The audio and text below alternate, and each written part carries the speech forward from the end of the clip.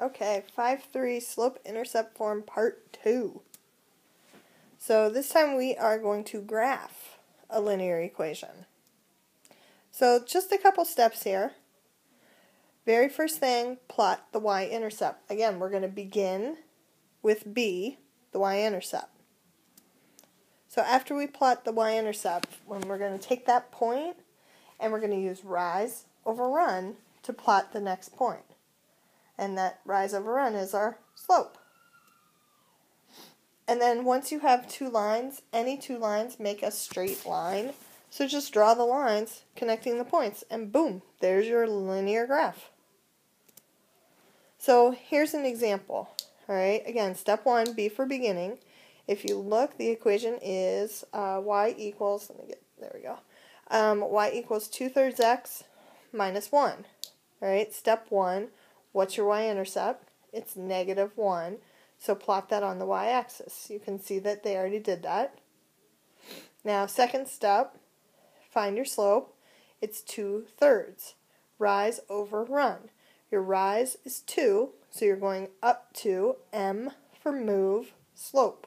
Right? So go up 2, and then run over 3. You've got 2 points there, and then look at the third step, connect the dots. That's your graph. That is all that it is. Don't make this any harder. Alright?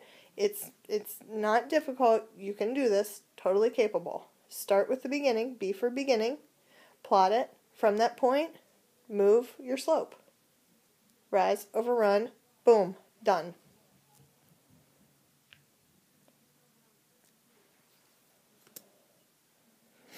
So then the second part that I want to talk about is modeling a function. This is when you have just like a real world example. Couple steps. Identify the slope. Alright, what is the rate of change? Because that's what slope is. And what's your y-intercept? What's the starting point?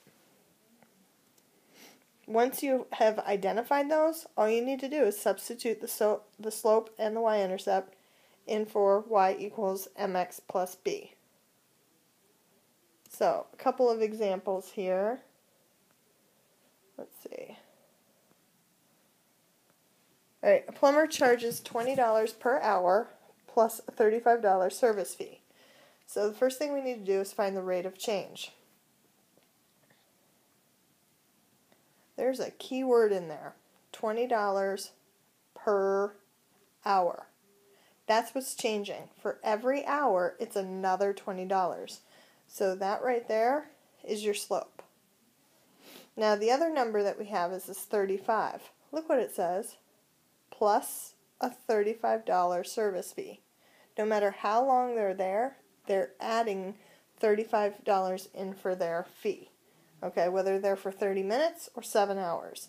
So your equation, alright, if your slope is 20 and your y-intercept is 35, your equation, some of you guys probably already had it, y equals 20 times x plus 35.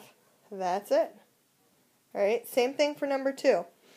Bowling costs $4.50 per game plus $2 for shoes. What's your rate of change? What's your slope? Again, look for that keyword of per. That's what's changing it. Alright, the more games you play, the more expensive it's going to be. So your slope is $4.50 plus, what are you adding? What's happening? $2 for shoes. Alright, you're just going to rent one pair of shoes. That's what you start with.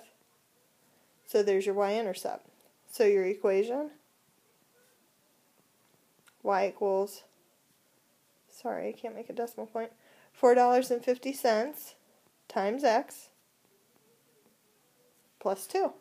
That's how you would model the linear functions. Alright, so we're going to be practicing this tomorrow. I will see you then.